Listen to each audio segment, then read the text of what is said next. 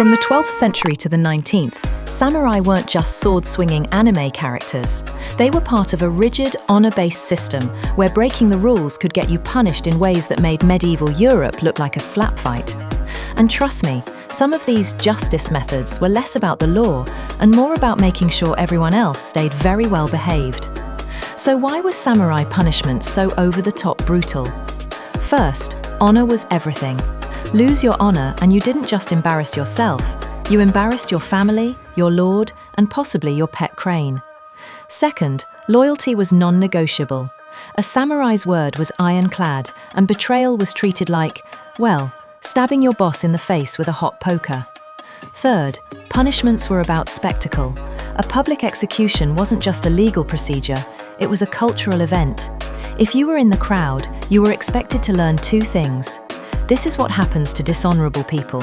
Don't be that guy. And remember, this was a society built on the Bushido code, which basically boiled down to die with honor rather than live with shame.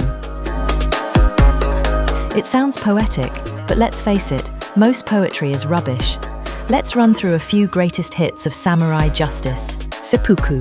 Harakiri, the classic. You kneel, slice your belly open, left to right. Then an assistant, your kaisha kunin, lops off your head. It was considered an honorable death, which is like calling being hit by a bus an honorable commute. Sometimes the assistant was a friend, so at least your last thought was, oh good, Haruto's here. Crucifixion. Yes, the samurai also nailed people to crosses, except they sometimes did it sideways, or in an X shape. You'd be left out for hours or days as a warning to others. Boiling alive, used for serious crimes like treason, you'd be lowered slowly into a cauldron of hot water or oil. The goal was not speed, it was to make sure everyone in the audience had time to regret their life choices. Sawing. Criminals were hung upside down and literally sawed in half, starting from, well, the groin. The position kept blood in the brain, so the victim stayed conscious for much longer. Yes, while not a common practice in samurai culture, this was a real thing. Slow beheading. Reserved for low-ranking criminals. The executioner might make several botched swings, not by accident, but to make the punishment last longer.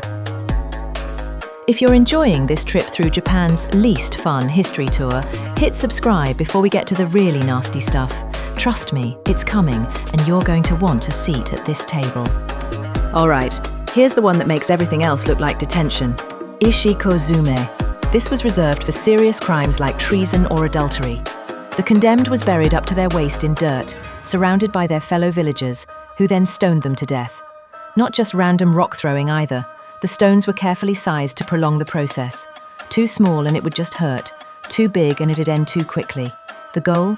A slow, deliberate, community-run execution. Should be a good one this afternoon. Local boy. Oh, good. Enjoy yourselves. It wasn't just punishment, it was a social event. The same people you grew up with, now throwing rocks at your head. And here's the kicker. Sometimes the victim's own family was required to take part, because in the samurai worldview, the dishonor had to be purged from the bloodline. So, samurai justice wasn't just about the crime, it was about the lesson. These punishments were designed to scare the living daylights out of everyone, preserve honor, and keep society running tighter than a katana blade. And while they might sound monstrous today, in their time they made perfect sense. All right, which punishment made you think honor and loyalty aren't all they're cracked up to be? Drop your pick in the comments, please subscribe. And if you want more history that's wild and slightly disturbing, check out our video on mental monks and nutcase nuns, because nothing says fun evening like foreskin rings and sleeping on ovens. This is Tavern, the past, pint-sized.